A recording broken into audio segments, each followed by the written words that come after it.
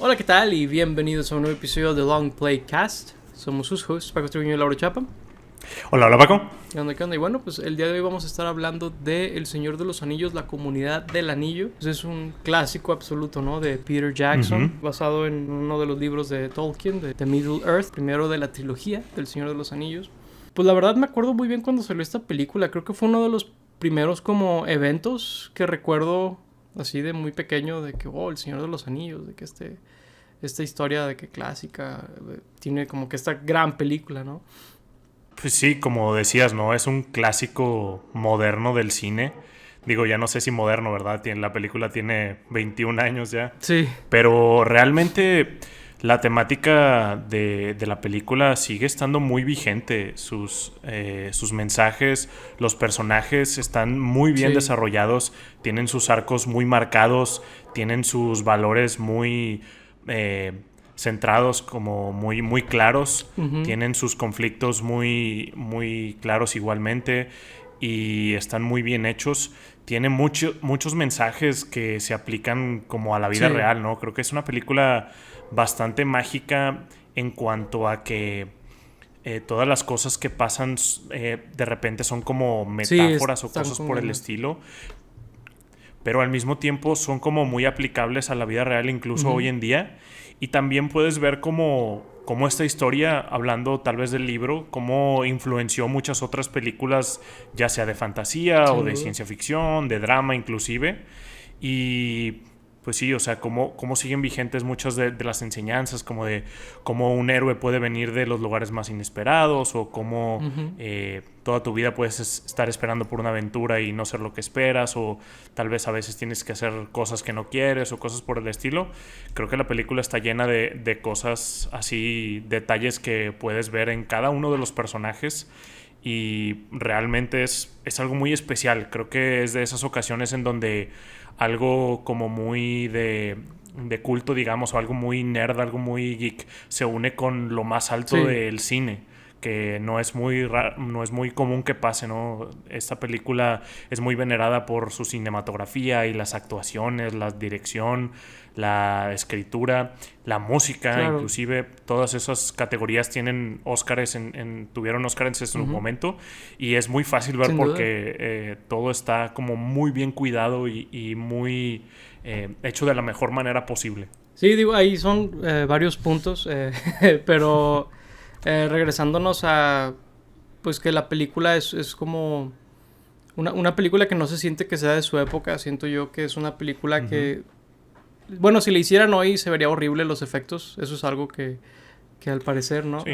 Sucedería, pero creo que es una película que ha envejecido de tal manera que no se siente que haya salido a inicios de siglo, ¿verdad? No se siente que haya Ujú. salido 2000, 2001.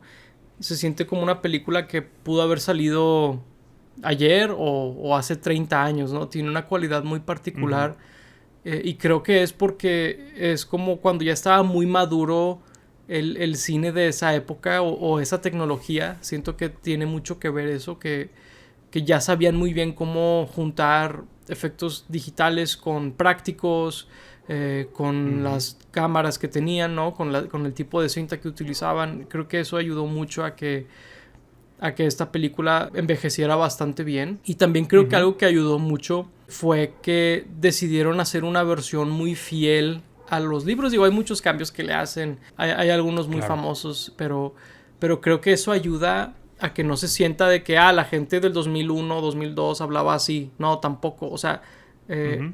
es algo que se No. siente muy como que algo que sucedió hace miles de años, ¿no? Por así decirlo, o algo que sucedió en otro Claro. mundo, o algo por el estilo, porque tienen una forma Ujú. muy particular de hablar todos los personajes también, y creo que eso hace que esta película, creo que va a ser igual de relevante, digo, eso es toda la trilogía. Sí, no intentaron como modernizar la historia en algún sentido, Ujú. porque realmente no lo No, necesita. en verdad no lo Realmente la necesita. historia te habla mucho de el tiempo en el que está, pero como haciendo como metáforas Sí. a cosas de la vida real que siempre van a pasar, ¿no? Como la búsqueda del poder y cómo las grandes corporaciones se aprovechan como de los grupos pequeños o de la naturaleza. Habla mucho de la Sí. naturaleza. Y son cosas que siempre van a estar ahí, para bien o para mal. Siempre va a existir como que el lado bueno y el lado malo de las cosas, las tentaciones. Entonces, realmente no había como espacio o necesidad de, no sé, meter chistes modernos o alguna tecnología moderna o situarla como recontextualizar la historia en época moderna. Realmente no hay ninguna necesidad de eso, pues porque la historia original está muy bien hecha, ¿no? Sí, creo que fue la decisión correcta adherirse a la idea original lo más posible, lo más que pudieron. Porque de lo contrario creo que le hubiera afectado a la película. Y creo que también, digo, ayuda mucho que muchos de los artistas, o básicamente todos, son de que de lo mejor que hay en su arte, ¿no? Digo, podemos empezar por los Claro. actores. Está Ian McKellen como Ujú. Gandalf. O sea, yo Sí. no sé si la película funcionaría con alguien más como Gandalf, por ejemplo. O sea, él tiene una cualidad Claro. tan padre en este papel que creo que es algo muy especial. También, pues digo, podríamos hablar de Frodo, de Elijah Wood, ¿no? Ujú. Podríamos hablar de Viggo Claro. Mortensen como Aragorn, ¿verdad? Ujú. Y creo que, digo, creo que todos traen algo muy padre a sus papeles. Y pues obviamente también Peter Jackson, ¿no? El director de la película. Creo que Warner o New Line Media, creo que fue técnicamente, que se aventaron la de dejarlo hacer una preproducción de como 5 años para 3 películas de 3 horas cada una. Y Ujú. pues fue una apuesta muy arriesgada, ¿no? Y Sí, funcionó. definitivamente. Sí, creo que todas las áreas de esta película tienen como que sus méritos y deben ser como estudiadas por gente que quiera eh, hacer o dedicarse en cosas por el Ujú. estilo. Pero creo que la producción es lo más impresionante, ¿no? Sí. Todo lo que conllevó, si tienen oportunidad de ver detrás de escenas Ujú. o documentales acerca de las producciones de estas películas, realmente es impresionante todo lo que lograban y también como que es fácil ver por qué otras películas no funcionan tan bien, inclusive fácil como El Hobbit, ¿no? O sea, Sí. algo tan relacionado, es fácil ver cómo algo así no funcionó por todo lo que conlleva ser algo tan gigantesco, una película de tan grande dimensión, ¿no? Ujú. Tanto como de actores o como de escenarios que hay que conseguir, de los efectos que se tienen que hacer, de la Ujú. organización de todas las personas que hay que llevar a otro país o lo que sea. Sí. Y realmente es impresionante lo que lograron, pero yo, por ejemplo, la música de Howard Shore es algo que muchas veces yo estudiaba en clases de música o de música del cine en especial, porque la música que hace Howard Shore realmente es como otro personaje de la película Sí. y creo que esa frase o ese dicho de que es un personaje de la película se utiliza mucho, pero realmente aquí lo merece y es algo muy real Ujú.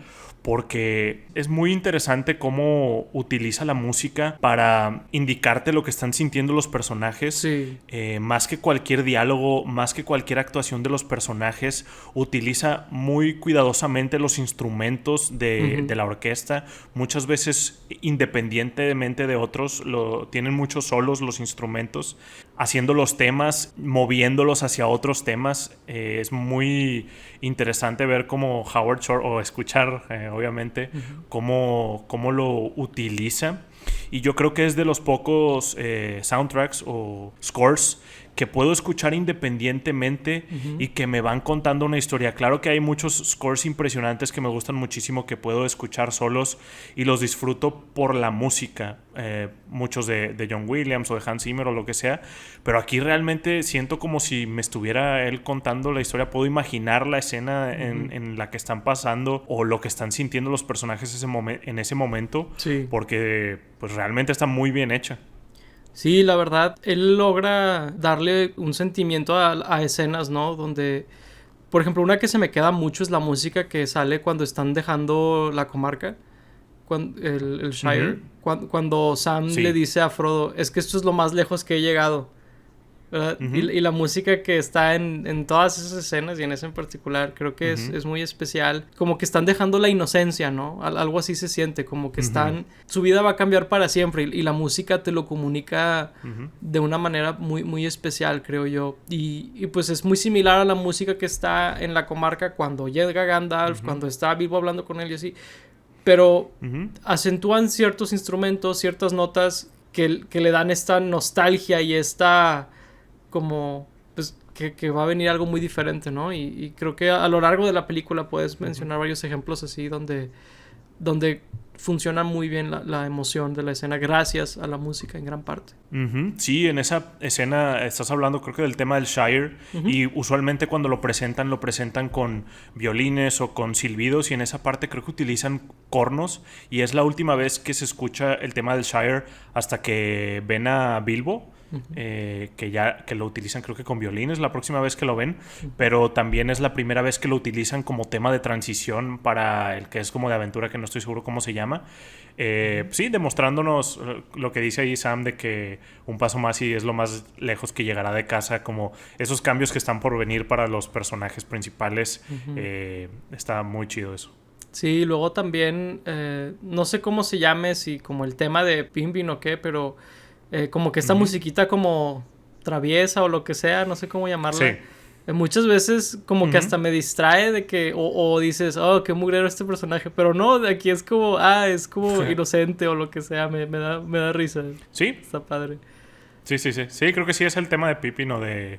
¿Cómo se llama el otro? No me acuerdo el... No sé. Merry. Sí, Mary. No sé por qué estaba buscando acordarme de sus apellidos que son Took y... Bueno, no me acuerdo de otro, pero whatever. No me acuerdo, sí. Pero ni Sí. modo. Pero sí, la verdad, digo, la música es excelente en esta trilogía, la verdad. Las tres tienen música increíble. Sí. Y sí, la verdad es que la música de la comarca, la pista de la comarca es una que he escuchado muchas veces en Spotify también. Claro. Y bueno, pues, ¿qué otra cosa mencionaste al inicio? Las enseñanzas que nos dejan varios personajes, Oh, particularmente Gandalf Sí. y Frodo, yo creo, ¿no? Son como que los más importantes. Pero también otros por ahí, ¿no? El Boromir, que es como que el que más está tentado por el poder del anillo con una razón noble, ¿no? Que él quiere salvar a los humanos, a su gente. Sí. Y lo está tentando como el poder del anillo. Realmente lo quiere usar para el bien, digamos, pero pues no está consciente como de las consecuencias que va a tener como el uso de este. Y al final noblemente termina sacrificándose, ¿no? Salvando, pues creo que es a Frodo, o permitiendo que escape ahí al final. Sí, los hobbits. Y pues sí, durante la película vemos muchas cosas así, donde personajes nos dan como enseñanzas importantes. Sí.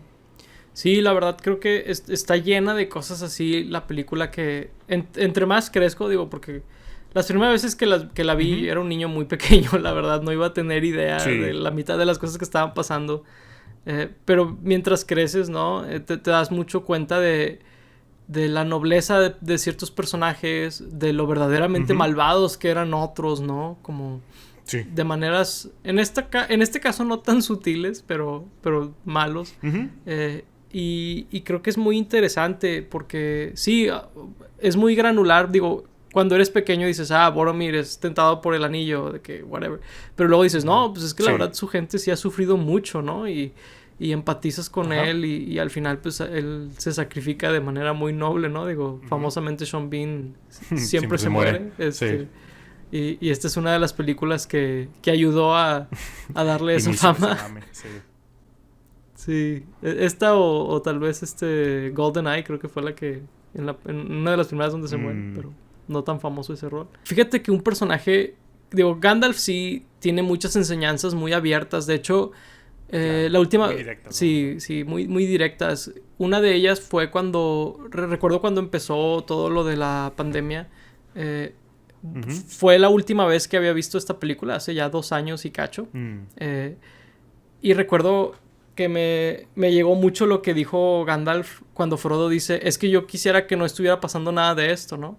Y Gandalf le dice, es que nadie quiere, a todo el que le toca vivir algo así, nadie quiere vivirlo, pero pues no está en ti si lo vas a vivir o no, sino lo que está en ti es qué vas a hacer en esta situación. Y es un mensaje muy bonito Claro. que la película siempre ha tenido, pero ahora me llega más Sí. que antes por lo que hemos vivido, ¿no? Y creo que después de Ujú. cualquier situación difícil puedes como sentir mucho ese mensaje, ¿no? Sí, claro, y como que vas entendiendo más el sufrimiento de Frodo conforme vas creciendo, ¿no? Como que cuando eres niño dices, "Ah, pues qué chiste tiene agarrar el anillo tal vez, o sea, nada más Ujú, no te lo pongas o algo así", pero realmente ves como los estragos que causa tan solo traerlo o tan solo el ujú, hecho de ser él la persona que tiene que salvar al mundo, que tiene que cargar con el anillo y ujú.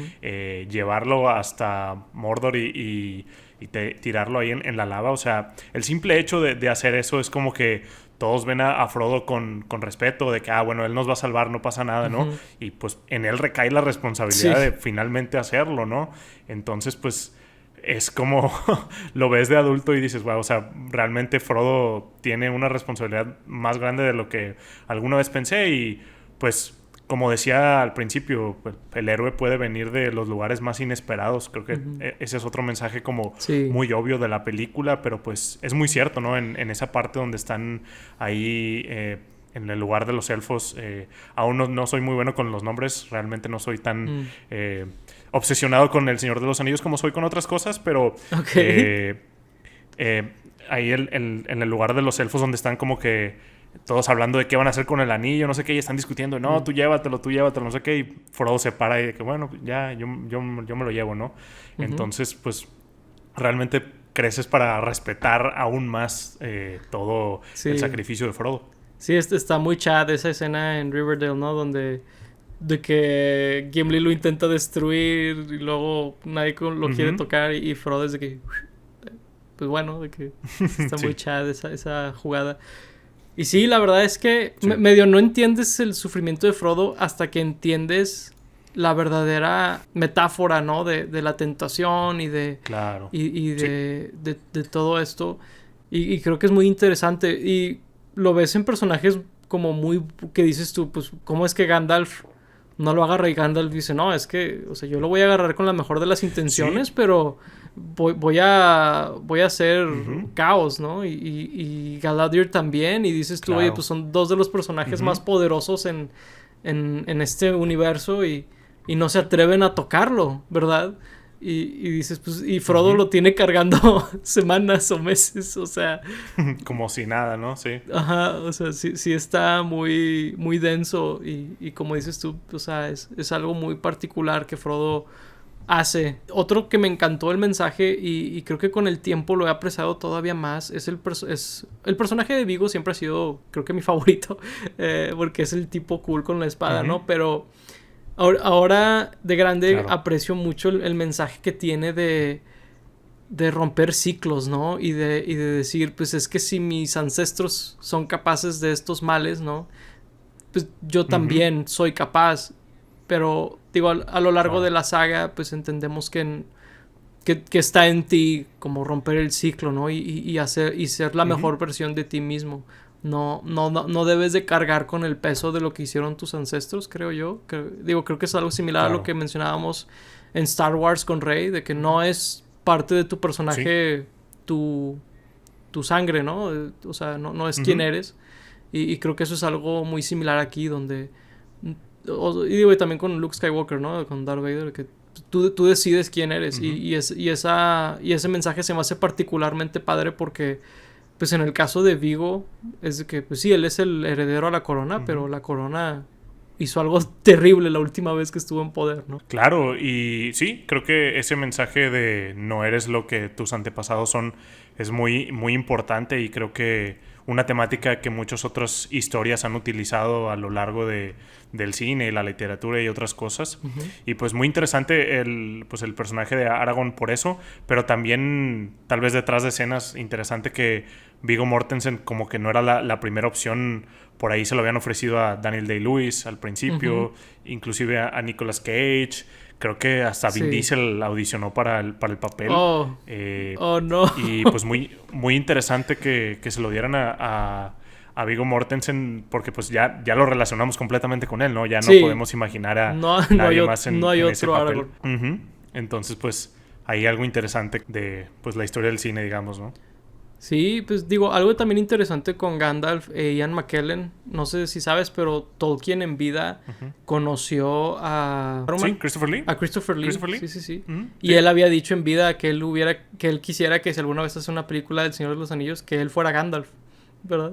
Pero Sí. pues no vino siendo Gandalf, vino siendo Saruman. No fue pero... él. Que fue el único en toda la producción que lo conoció, ¿no? A Sí. Tolkien.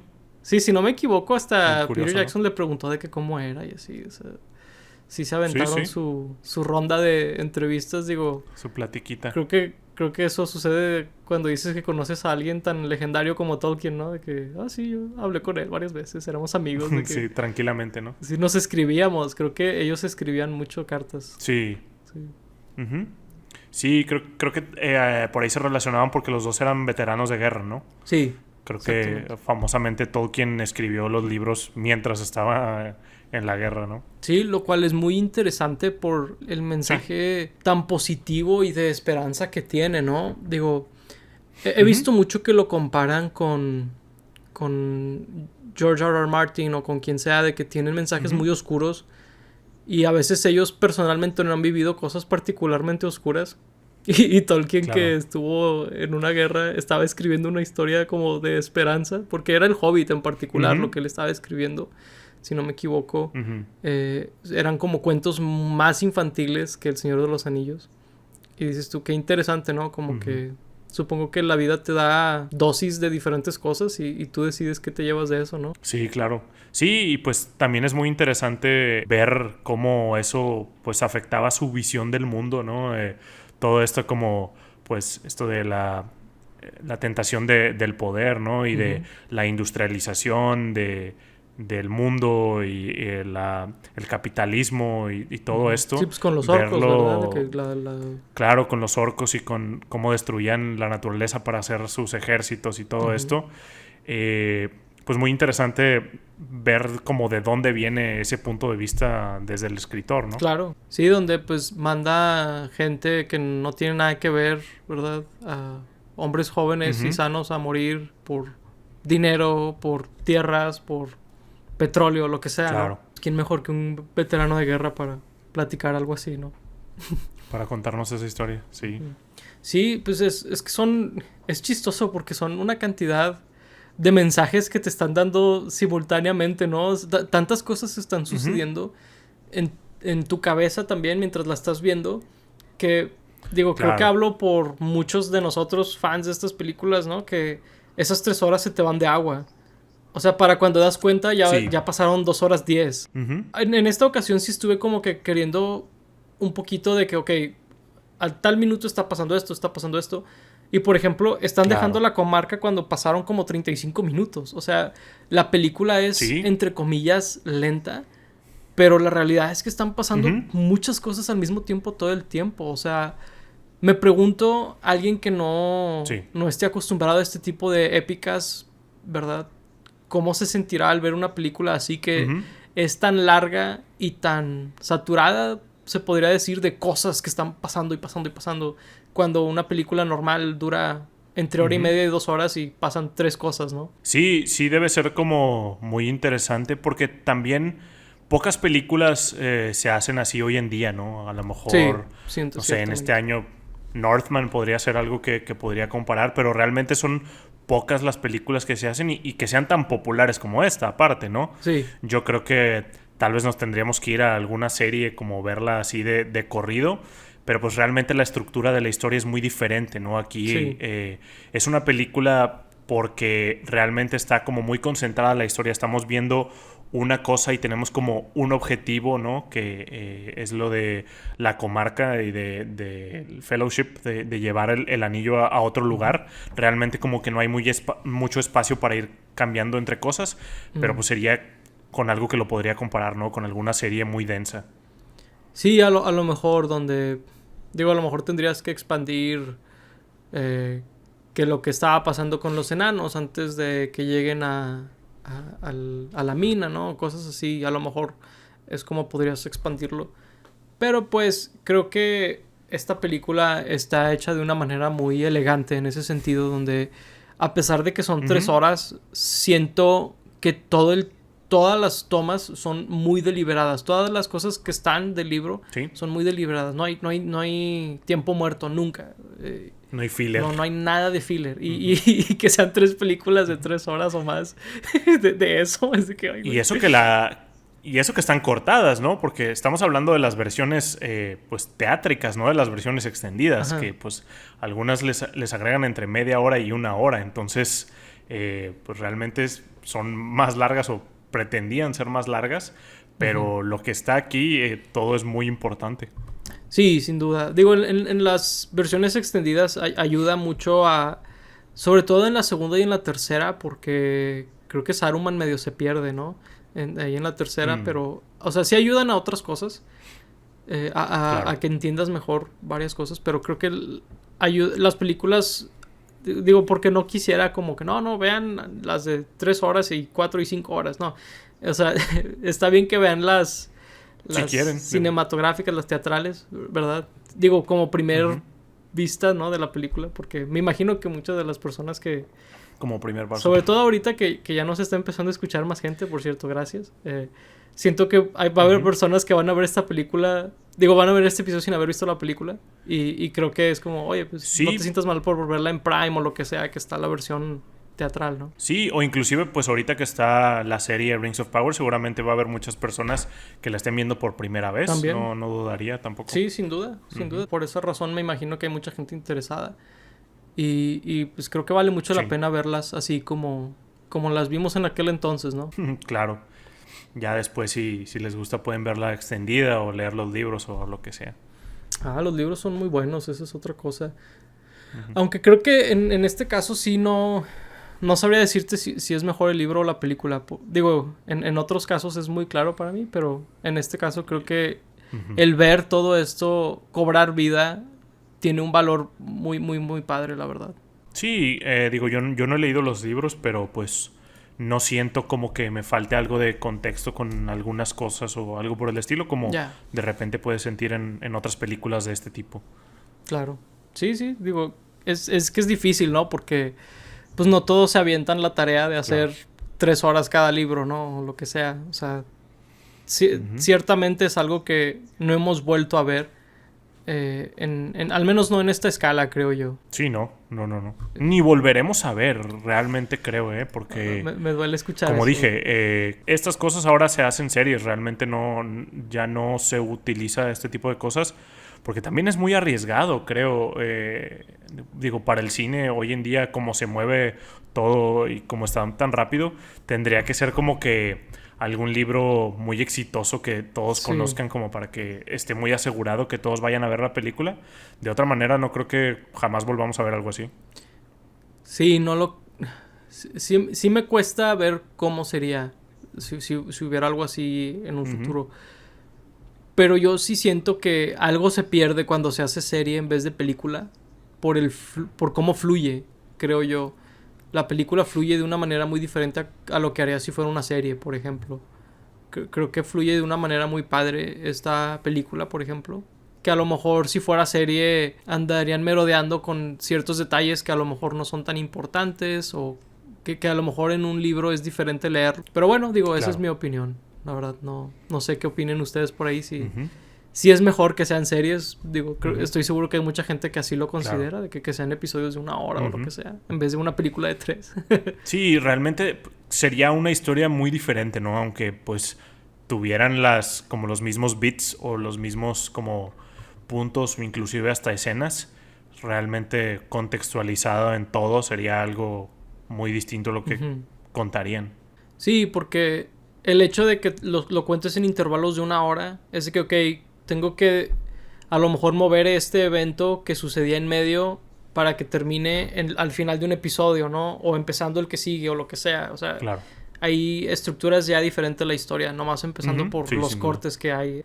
Pues bueno, creo que yo la última observación que tengo, y esta es una que mucha gente ha hecho, pero qué interesante que Gollum sería un personaje tan clásico de esta trilogía.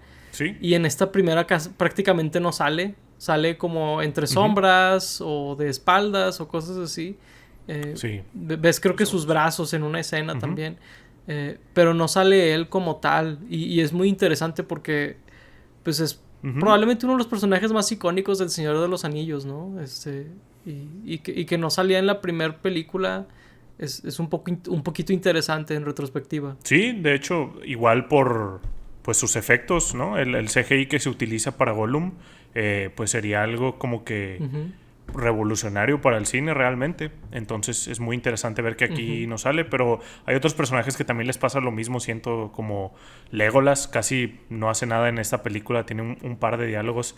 Creo que tiene el único diálogo que tiene con Frodo, interesantemente, que nada más le dice "You have my bow", creo, tienes mi arco. Creo que es todo lo que le dice Legolas a Frodo. Sí, curiosamente. Sí, es un poco curioso porque pasan mucho tiempo juntos en esta película y que solamente le dirija esa frase es un poquito extraño. Sí. ¿Verdad? Pero sí, así pasa en esto también, pues, no sé, a veces cuando nos presentan a todo el cast de El Señor de los Anillos como trilogía y todo, pues vemos a todos los actores que salieron y pues habría actores que pues por lo mismo no interactúan entre ellos, ¿no? Como Sean Bean con otros actores que salen por primera vez en la siguiente película o cosas por el estilo. Pero pues igual son parte de la trilogía, ¿no? Fíjate que un personaje que me gusta mucho, que aquí también hace relativamente poco, pero me encanta su escena, es Arwen, el personaje de Liv Tyler, la elfo. Me gusta mucho la escena donde rescata a Frodo, porque está muy badass, la verdad, de que bueno, si lo quieren vengan por él y se va y badass. Está muy cool esa escena. Bastante chido. Y también está muy cool, por ejemplo, la escena de Viggo cuando es tentado por el anillo y luego la espada de Frodo brilla y le dice, no, vete. Y que él saca la espada y están todos estos orcos enfrente de él. Eso está muy badass también. Bastante épico. Sí, la verdad es que le ayuda mucho a la película tener una fotografía tan como atrevida. Hacen tomas muy atrevidas y hacen efectos de cámara muy atrevidos. Que me imagino que era particularmente difícil por la producción, el tamaño de la producción que tenían. Claro. Y que se hayan atrevido a hacerlo, creo que es admirable porque, igual que la música, acentúan muchas escenas de una manera que no te das cuenta, pero lo están haciendo, ¿verdad? Sí, creo que también las escenas donde Frodo se pone y se quita el anillo, se ve muy padre cómo va cambiando el mundo alrededor de él a este mundo como todo oscuro Está bastante de cool. Sauron, y luego regresa a la realidad. Ahí como mueven la cámara para denotarte que cambió el mundo, ¿no? Sí, está con ganas. Y también como a mí me gusta mucho la escena donde están en el bar y que Frodo se pone el anillo por accidente y hacen como este paneo y luego está el ojo viéndolo así de que gigantesco. Sí. Es como aterrador y no te esperas que sea de ese tamaño en el lugar tan pequeño que estaba, ¿no? O sea, me gusta mucho ese tipo de cosas que pues funcionan gracias a que pues todas las personas que estaban involucradas, ¿no? Está muy chido esa escena. Sí, algo curioso ahí de la película es que realmente no hay un villano como que súper claro, ¿no? O sea, yo sé que Sauron es como que esta fuerza del mal que está intentando regresar, pero pues realmente no está ahí per se, ¿no? Es como que está a través del anillo y está como que intentando volver... Los jinetes. Sí, con los jinetes y a través también de Saruman y todo esto, pero pues realmente no es como que estén ahí o puedan ir como que a verlo a él. Está interesante cómo se presenta en distintos lugares sin la necesidad como de enfrentarlo directamente, digamos. Es que está muy chido porque habla de... Yo creo que es igual por el tema de que Tolkien era un veterano de guerra, ¿no? Que... Claro. O sea, el enemigo es como esta vaga idea de un país, ¿sabes? O sea, no es alguien. Es como este ente más grande que una persona, ¿no? Claro. Y se me hace muy interesante eso.